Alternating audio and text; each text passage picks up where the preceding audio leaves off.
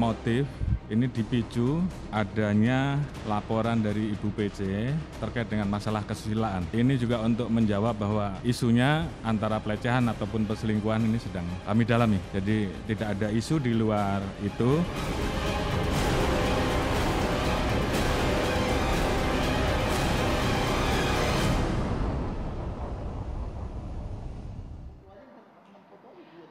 Selamat malam Mirsa, hingga hari ini hampir setiap hari publik selalu disuguhkan dengan perkembangan terbaru kasus dugaan pembunuhan berencana Brigadir Yosua yang dilakukan oleh mantan Kadif Propam Ferdy Sambo.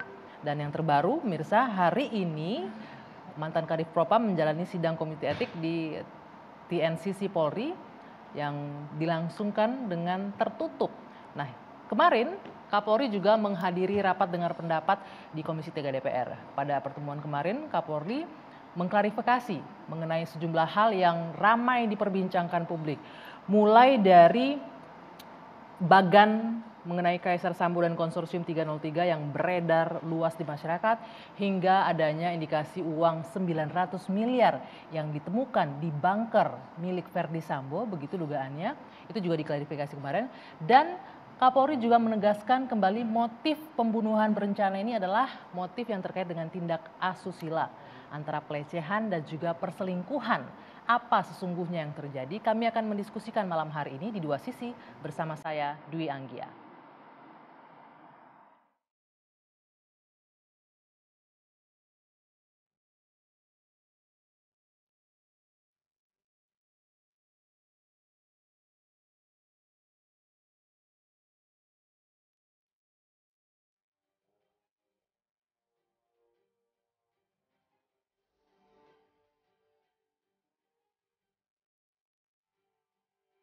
Motif ini dipicu adanya laporan dari Ibu PC terkait dengan masalah yang terkait dengan masalah kesusilaan. Jadi mungkin ini juga untuk menjawab bahwa isunya antara pelecehan ataupun perselingkuhan ini sedang kami dalami. Jadi tidak ada isu di luar itu.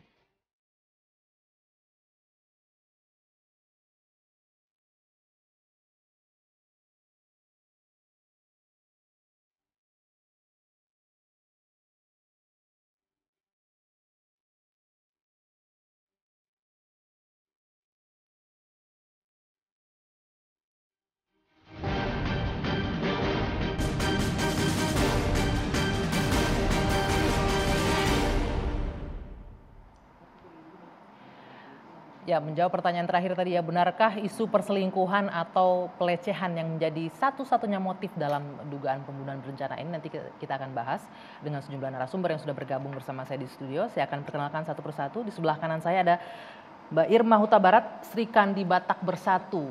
Kak Irma lah ya, Batak Bersatu. Inang, ya, selamat malam Kak Irma. Selamat malam. Ya. Dan di sebelah kiri saya ada Bang Kamarudin Simanjuntak, pengacara keluarga Brigadir J. Selamat malam Pak Kamarudin. Selamat malam. Horas. Boleh digunakan mic-nya ya? Everything is okay. Oh, everything is okay. Raja sudah gitu. Oke. Mic-nya Bang. Mic-nya dipakai dong Bang. Nah di ujung Horas sana, gitu ya? Ya. Horas itu everything is okay atau semua anak raja, Holland raja sudah, itu artinya Gitu Horas. ya. Oh, Horas, oke. Jadi yang perempuan maupun yang laki-laki anak raja semua kan gitu. Oke. Di ujung sana ada Irjen Pol Purnawirawan Arianto Sutadi, penasihat Kapolri. Selamat malam Pak Ari. Selamat malam Mbak Anggi, selamat malam Ya. semuanya. Dan kita juga menanti narasumber satu lagi, ada Pak Sugeng Teguh Santoso, Ketua Indonesia Police Watch yang sejatinya harus bergabung bersama kita malam hari ini lewat virtual ya, melalui Zoom. Kita tahu Pak Sugeng tadi memenuhi panggilan dari DPR juga terkait dengan mengklarifikasi sejumlah keterangan.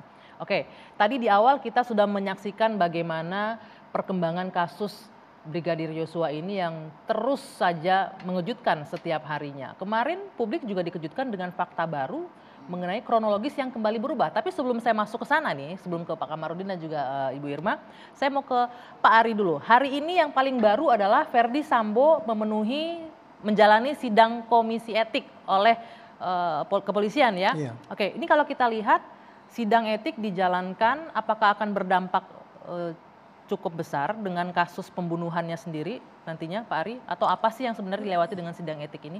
Tidak, sidang etik ini adalah merupakan bentuk daripada komitmen Kapolri ya untuk menyelesaikan kasus ini dengan serius gitu. Jadi kemarin itu kan ada dua ya. Kasus itu kan 340 ya, pembunuhan yang direncanakan Pak Sambo CS dengan ajudannya, dengan supirnya dan sebagainya itu. Dan kemudian rekayasa, saya pakai sebut rekayasa kan bukan non profesional itu kurang tepat bagi saya. Merekayasa TKP yang atas perintah Pak Sambo kepada loyalisnya. Skenario palsu itu ya, iya, yang di skenario awal yang dibikin oleh itu. Jadi kemarin itu dengan mulai kode etik maka 30 orang yang diduga tadinya ikut-ikut Pak Sambo itu langsung bisa dikandangin kan itu. Sehingga itu bisa mempercepat proses.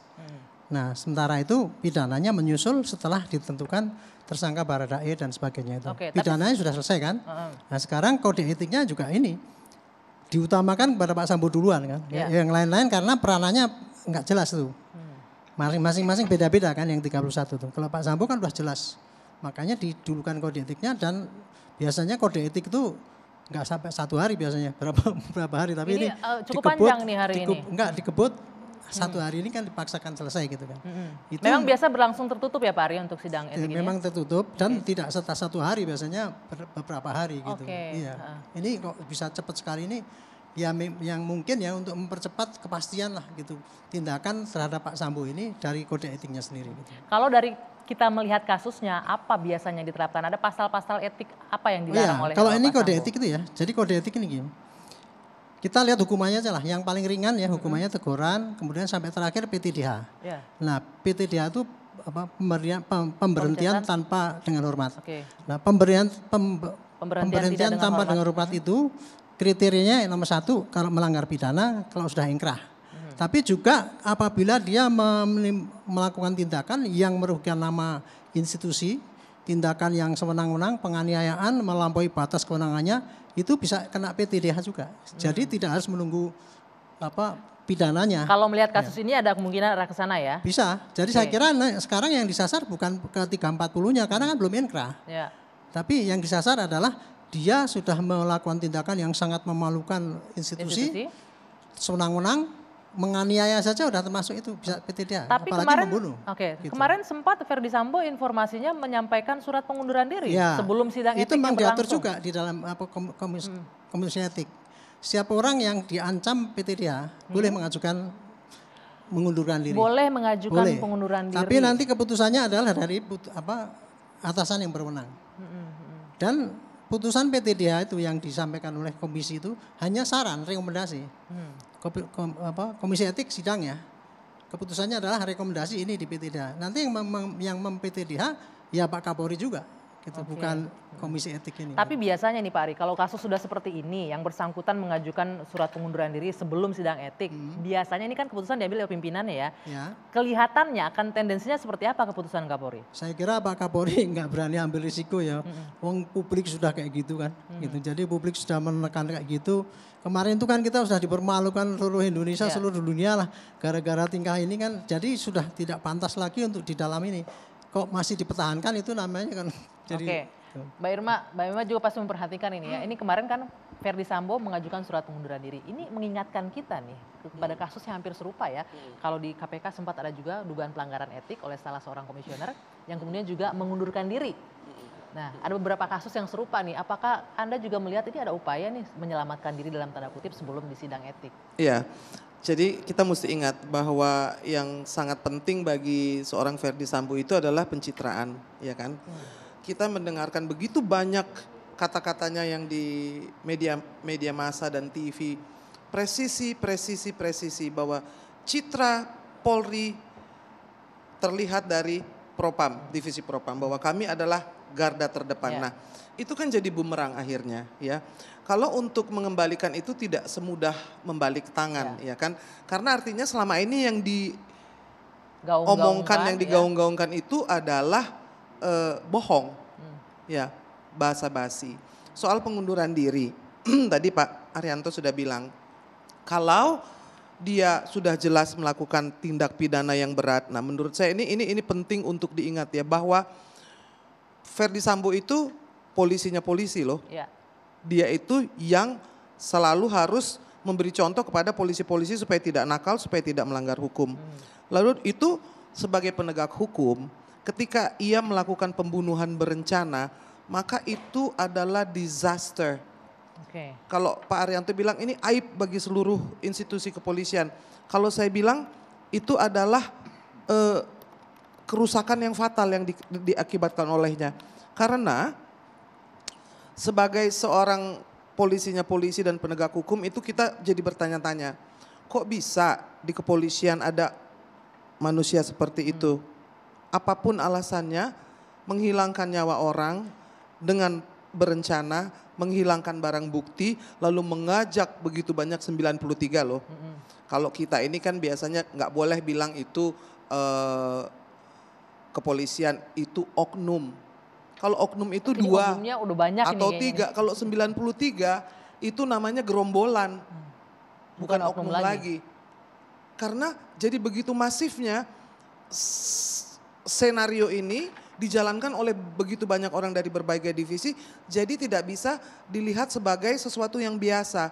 Ketika Mahfud MD mengatakan bahwa ini bukan kriminal biasa, artinya disinilah Kapolri diminta ketegasannya, karena ketika menentukan Sambo selama 30 hari saja itu sudah terlalu lama. Lalu sampai hari ini pun juga sidang kode etik itu masih seperti mengulur-ulur. Kalau saya sih ingin bertanya apa lagi yang mau dipertimbangkan. Ketika seorang penegak hukum melecehkan hukum, gak usah bicara soal pelecehan seksual, pelecehan hukum yang dilakukan oleh penegak hukum. Polisi itu penting banget kalau kita mau demokrasi ya, negara demokratis. Tidak ada yang lebih penting dari penegakan hukum. Tapi mungkin bagaimanapun tetap harus lewatin proses kali ya Bu ya. Nah gini, proses pidana itu kan makan waktu, tadi kan Pak Arianto bilang. Tapi kan adalah kemampuan untuk mendengarkan sentimen dari masyarakat. Dan ini sudah hari ke-47, ya kan? Terlalu lama untuk satu kasus yang bisa dijadikan momentum untuk bebersih. Jangan dilihat masalah di hilirnya, tapi di hulunya itu berarti sangat gawat. Kepolisian ini gawat banget. Bagaimana bisa ada rekrutmen yang membuat seorang polisi melanggar hukum tanpa ragu-ragu dan kemudian mengajak seluruh gerombolannya untuk melakukan itu. Ini kan pertanyaan besar. Jadi waktu kita orang garis mau bawahi masuk ini. kepolisian itu cita-citanya apa? Ini gerombolan Sambo gitu ya, kalau kita sebut ya. Dan tidak ada yang bisa mencegahnya. Bagaimana supaya ada prevention ke depannya tidak terjadi lagi seperti ini PR ya Pak Arya untuk institusi kepolisian khususnya Bang Kamarudin. Ini juga sudah bergabung bersama kita secara virtual ada Pak Sugeng Teguh Santoso Ketua IPW. Selamat malam Pak Sugeng. Selamat malam. Iya, ini capek banget nih kayaknya setelah hari ini ke DPR ya. Ya biasa, Pak Arianto selamat malam, Bang Kamarudin dan Mbak Irma ya. Ya, selamat malam. Ya Pak Sugeng, nanti kita akan lanjutkan kembali perbincangan ya, tapi Bapak-Bapak dan Ibu-Ibu kita harus jeda dulu sejenak, dua sisi akan kembali sesaat lagi.